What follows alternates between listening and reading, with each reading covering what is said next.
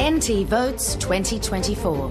Analysing the issues that count. I think issues at the moment, it's all crime. Health, policing, schooling.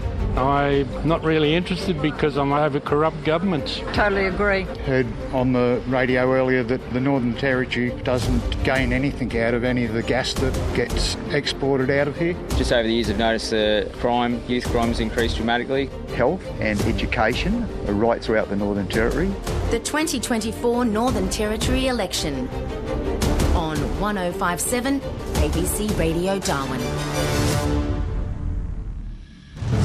Yeah, it may only cover a few square kilometres, but there's a lot packed into the electorate of Port Darwin. It's inner city Larrakia, Cullen Bay, the Esplanade, the waterfront, and of course Darwin's CBD. So if you live in the electorate of Port Darwin, what matters to you?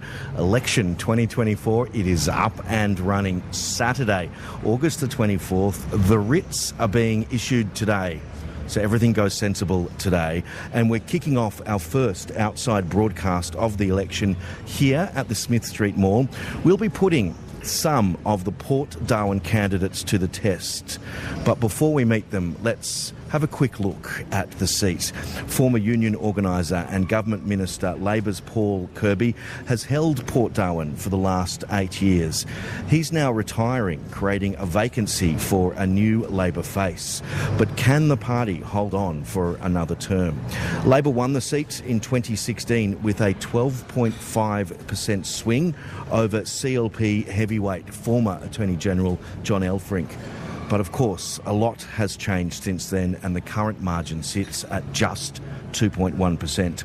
Crime is shaping up as the big issue this time round. The CLP talking tough on anti-social behaviour. And don't forget, Port Darwin has been mostly conservative since its creation in 1974. There are plenty of challenges to address here. Anti-social behaviour, economic challenges, vacant blocks and shop fronts, and as the cost of living bites, are more tourists staying away. So it could go any way. So let's meet some of the candidates that you have vying for your vote in the 2024 election for the inner Darwin city seat of Port Darwin. For the ALP, very good morning to Brian Manning. Good morning, Adam. CLP's Robyn Cahill. Good morning, Adam, and good morning to everyone listening. And for the Greens, Greg Dickson, good morning. Morning, Adam. Now, before we start, let's play a few quick fire rounds of how Territorian are you? I've given you no warning that this was going to happen, so here we go. I'm going to point to you. You just have to answer. It's an either or. So I'm going to start with you, Robyn. Luxor or Faux? Luxor. Mindel or Parat Markets? Mindel. Monies or the Red Brick?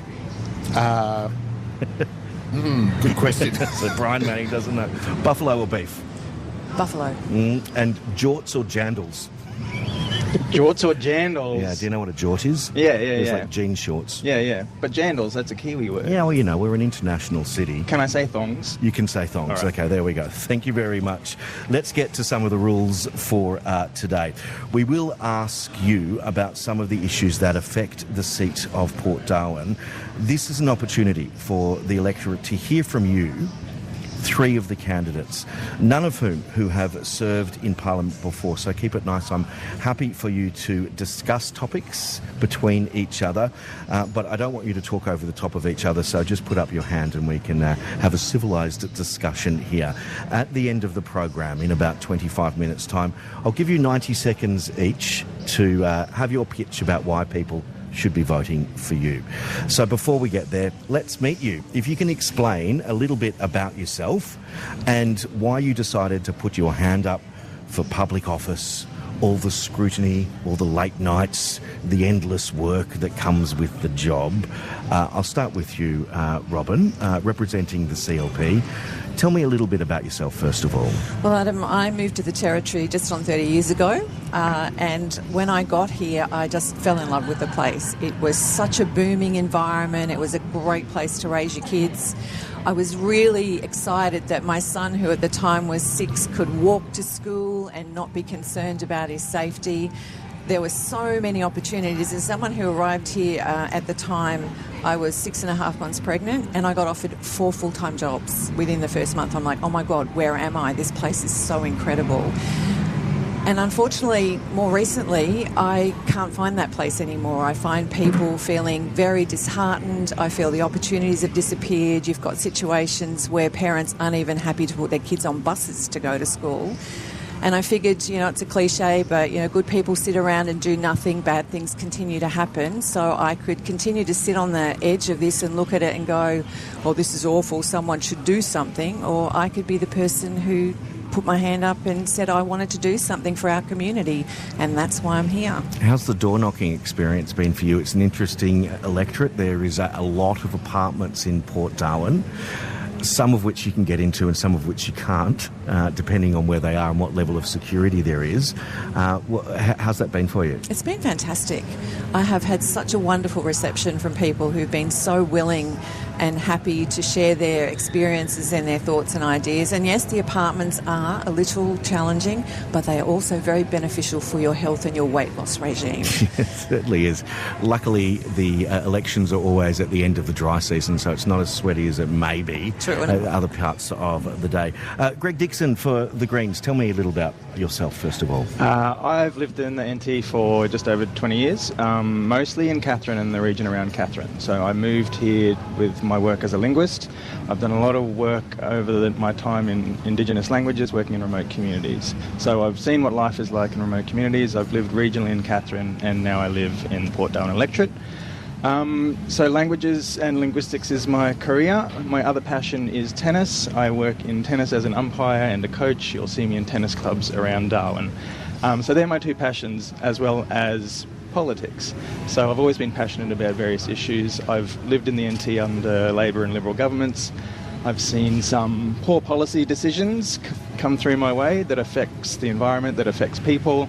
And it was a pretty easy choice when I look at the Greens policies and how they stand for the environment and stand very strong on certain social issues. It was a very easy choice for me to run for the Greens here in Port Darwin. Were you tempted to run as an independent rather than join one of the major political parties? No, I really am passionate about supporting the Greens. We've grown over the years, grown in the NT as well as nationally.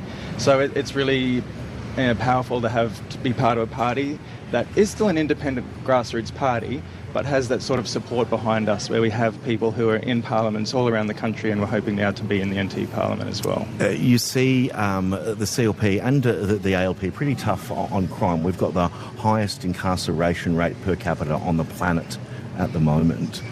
Where do the Greens sit in that field, particularly in the seat of Port Darwin, which has some significant antisocial and crime issues? Yeah, it does. And I mean, crime is affecting everybody in the territory, and I'm no different. I've had my car stolen a few years ago.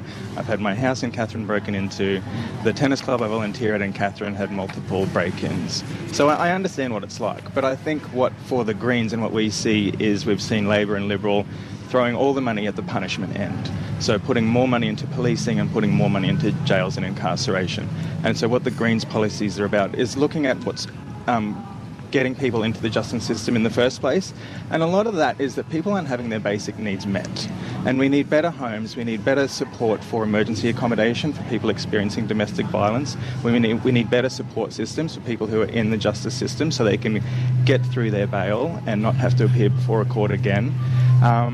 So it's those sorts of things where we're tackling it at both ends so people don't enter the system in the first place. All right, we're going to get to crime in just a moment as one of the major issues of the seat, so we'll expand on that in a second. But why did you decide to put your hand up?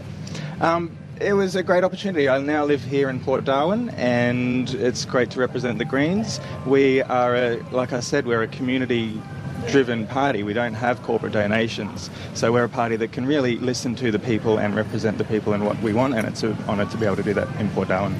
Brian Manning is standing for the ALP, so taking over from the incumbent Paul Kirby, who has stepped down and retired after 8 years in the job as the member for Port Darwin. Brian, let's start. Who are you? Tell me a little about yourself. Right, so I'm a proud Darwin born and bred local. I was born in the old Darwin Hospital, went to preschool at the Darwin Preschool in Peel Street, and primary school at Darwin Primary, and then Darwin High School. So deep connections to the Port Darwin electorate. My father worked at Stokes Hill Wharf in the 70s and 80s, and my mother worked at the old Darwin Hospital. So, and I've spent my career as a teacher, working with kids, getting them into training and all aspects of it. I'm a musician. I'm also a father of 5 kids, born in Darwin. And look, I'm running as Robyn said. You could either be, and I take my hat off to the other candidates as well. We're all in this because we all want a better result and a better outcome for our community. And I think that essentially, I didn't want to be one of those people that just stood by and said, "Oh, well, somebody should do something about it." So, I went with the Labor Party because that's the party that aligns with my values. What do you mean? What values are there that you align with the Labor Party? Looking out for working people. We've got a strong multicultural society that's that I grew up and I'm proud to be part of. And witnessing that on the campaign has been a really exhilarating experience and very rewarding to see a lot of new Australians as well. You don't have to be born and bred here to be part of the landscape. People that Darwin is built on people that come here. I just reminisce about the fact, 1956, looking at the Star Village, my father rocked up here, drove into town and said to the bloke standing at the front, "Oh, where's the city, mate?" And the bloke said, "You're in it," So, yeah, I feel not only a strong connection, but a very emotional connection to this place, and I want to see it thrive, yeah. As I was talking to Robyn earlier on, it's a tough gig to do door knocking around because there's so many apartments. It's been a pretty transitional or rough time for Northern Territory politics since 2012. I think we've had 5 or 6 chief ministers, if I can count off the back of my head. What are you hearing? I mean, the Labor Party's been in power for 8 years. That's a long time to be in power. What have you heard from the electorate? How dissatisfied are they with the current government? Look, I think the people of Port Darwin that I've spoken to on the doors, and I've door knocked from Cullen Bay through the city right down to the waterfront where I was yesterday, and people here understand the complexities of the problems, and the Labor Party is by no means backing away from the issues that we're having with crime and antisocial behaviour. But what I'm hearing on the doors is that they want us to get on with the job of just ensuring that we can get on top of crime. And I've had some really good conversations with people down in Cullen Bay who've actually pointed me in the direction of some diversionary programs that they've studied, from Spain and other parts of the world. So people want to see a solution here, and I think rather than going on about the rhetoric around crime and antisocial behaviour, and look, I acknowledge that it's here and it's in Port Darwin, but we've got to have sensible people that are going to address this issue in a humane way, but also not be afraid to meter out the consequences. Well, let's get to the important issue of crime in just a moment. You are on 105.7 ABC Radio Darwin. Adam Steer with you at the moment, and the very first of our election broadcasts in some of the seats that may choose who governs you next in the Northern Territory. We'll get to the issue of crime in just a moment. It is almost 8:45.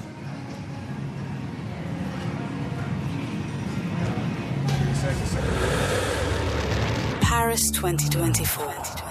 Stay tuned when ABC Sport, in conjunction with the Nine Network, brings you all the action from the Paris Olympics, swimming, athletics, football, and much more.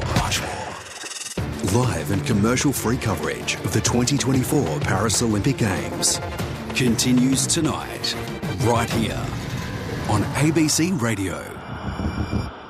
105.7 ABC Radio Darwin. Your experts in the 2024 Northern Territory election. The Northern Territory has great disadvantage in distances, and that's a real issue.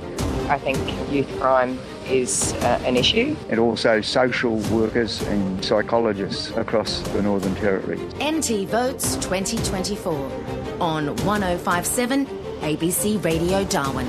Adam Steer with you this morning as we broadcast from the Port Darwin seat. It could be one of the seats that decides who governs you for the next 4 years in the Northern Territory election. 3 of the candidates, it's not all of them, but 3 of the candidates that you may vote for in the election if you're in the seat of Port Darwin are your guests today. The ALP's Brian Manning, the CLP's Robyn Cahill and the Greens' Greg Dickson. So let's get to pretty much one of the big topics that's dominating the election discussion and dominating the headlines, and that is crime. People we hear from say they are increasingly affected by antisocial behaviour, and no one is denying there is a major problem. But is it really as bad as it appears? Robyn, I'll start with you. So, Adam, I think one of the things that's most disturbing when I'm getting around the community is that people don't even articulate that is the issue now. When I ask them what are the things that are concerning them, their answer is, oh, you know, the usual. And they know that I know what they're talking about. And top of that list is the antisocial and criminal behaviour that they're being exposed to. And I think one of the things that's really, really important to address is the fact that we have a whole generation of young people who are in very bad situations in their home life, who are getting out away from those environments and getting themselves into lots of trouble. And Greg's absolutely right. This is not about punishment. This is about the fact that we have a group of children who've been abandoned by government, who are not being looked after properly, who are not being given an opportunity to learn and understand the consequences of that behaviour. And so one of the focuses for our team, and we are a team who are working together, is to actually start working with those kids, particularly involving Indigenous mentors, to get them back on track, to teach them skills, to get them somewhere safe, to get them housed and educated, so that they deviate from the path that they're on, and we actually find them having an opportunity to become really valued members of our community, because we do value them very, very much. One of the CLP policies, and you are a new member of the CLP team standing up to run in this election in 2024, is to lower the age of criminal responsibility. This is despite the recommendations from the Royal Commission into youth detention in the Northern Territory. Given that you're saying you would like to support the young people, does that put a conflict in if you're lowering the age of criminal responsibility? Absolutely not. It does the exact opposite.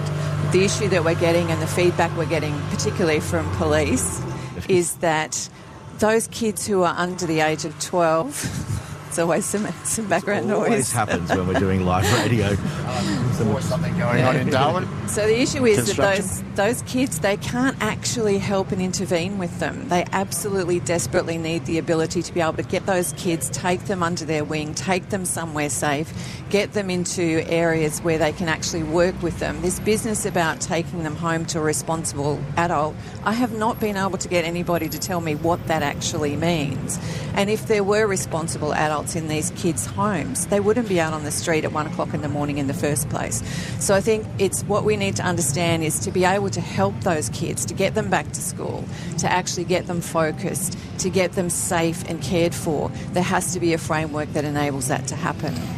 Brian Manning for the ALP. What are people talking to you about in Port Darwin? Are in some cases people say they're considering moving because they feel unsafe? I have heard that, Adam, and look, as I said, we're not shying away from that. I would like to make a distinction. You know, in principle, I agree with what Robyn said there. I do have an issue with, as you said, you know, that changing the age of criminal responsibility to 10. I have a 10-year-old, and I've worked as an educator. I've worked as assistant principal at Darwin Middle School. So you're working with kids that are between the ages of 12 and 14. I can tell you, with a father of a 10-year-old and having seen 7 kids in year 7 that are of the age of 12, there's a marked difference in their cognitive development, and so you know, I just couldn't imagine that. I find it actually, just thinking about it's abhorrent to do that to a 10-year-old. How much is, I mean, you're at the coalface of teenage behaviour. How much has social media got to play in what we're seeing at the moment? You and I have spoken in the past about, you know, when we instituted the mobile phone ban at schools, and that's had an enormous success. However, it comes down to the fact that, you know, you need parents that are providing unconditional love, which means discipline, consequences, etc. That's all part of parenting, isn't it? You know, So when I see that people are using mobile phones and devices, in that way, posting and boasting, that sort of stuff, yeah, it makes me. How much from the Greens? How much responsibility needs to lie on the parents for looking after their kids who are going a bit rogue due to social media? I mean, of course, due to social media. I mean, of course, we ideally would like that every kid in the NT has a safe home. But we know that's not the case. And so it's very easy to say, well, where are the parents? Parents are struggling too. So that's where I was talking about before. We need policies that tackle both ends of the issue, not just policing and punishment and putting more children in jail, because that's been happening for the past 10 years. We've had an increase of 30% of prison populations. It hasn't solved the crime issue. I'll get to you, Robyn, in a second, but I want to move on to some of the other topics because we've only got a couple of minutes left. I want to go to economic development. Some of the things have improved since the COVID era, but we're still seeing vacant blocks, empty shop fronts, buildings. What's the problem here? I'll stay with you, Greg. What have you been hearing from small businesses? Look, the Darwin CBD, it's still a very vibrant place. Like, there are empty shop fronts here, but there's more places that are amazing small businesses. We have fantastic bars, we have restaurants, we have award-winning baristas in town, we have great retailers, we have amazing events that happen in the CBD. So yes, there is always more to be done to inject more life into the CBD, and I think the City Council's doing a great job to activate Darwin City Council. I love living here. There's so much for me to do every day, every weekend. So yes, there's always more to be done. We have small business incentives. One issue that I think is important that the Greens are really looking at is renting and secure housing. So at the moment we have the weakest protections for renters in the country in the Northern Territory, and our electorate has 72% of people renting here. So at the moment we've seen rents go up. We don't have an independent bond board. People can be evicted without any reason here in the NT. So the Greens have policies where we want to improve that, so people feel more secure about where they live, and that in turn is going to help small business. It means you can have an employee who knows they have a secure place to live. It means you can move in here and start a small business and know you're not going to get booted out by a landlord. Is it a rental board, something that you'd like to see? Independent bond board is part of the Greens' policies, yes. Robyn, a bond board, would that be something that CLP would consider? It happens everywhere else in the country where there's an independent board that keeps the bond so that landlords can't decide themselves whether they're handing it back to the tenants. There are certainly lots of things we can do around our area, and I think one of the things that we're really excited about when you talk about access to accommodation is looking at the many vacant commercial properties that are around and converting those particularly into student accommodation, which will feed into the new campus for Charles Darwin University, which everybody's excited to see open. A little bit behind schedule, but we're almost there, I'm told. So we certainly saw that approach revitalise areas like the Newcastle inner city area after the earthquake in Newcastle, when they really struggled to get people back in there. They were struggling with housing. So that initiative would actually address a significant proportion of the things that Greg is talking about, because it would free up the other rental accommodation for other people. We could debate for much longer, but we are running out of time. So I need to give you 90 seconds each to give your pitch about why people should vote for you in the seat of Port Darwin.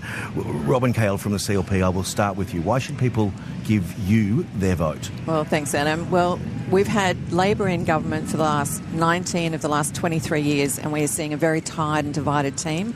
I'm part of a team that is very cohesive, very dynamic, and very real-world experience. And myself personally, I've worked in small business. I have a very solid career history in the delivery of health services. I've demonstrated many, many times my ability to deliver and give people what they need in times of crisis. I think lots of people would have benefited from that when we went through the COVID situation, certainly the work that I did at the Palmerston Super Clinic.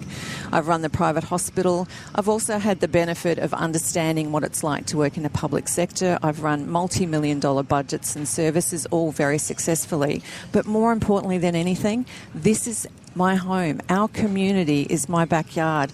I look at people every day. I'm down here talking to people, finding out what's concerning them and hearing their concerns. And I know that the CLP is the only party that has a plan and the solutions to actually address those issues that are concerning us around reducing crime, restoring our economy and rebuilding our economy and restoring our lifestyle. Thank you, Robyn. I'll move to you, Brian Manning, for the ALP. Why should people give you their vote this August in the upcoming Northern Territory election?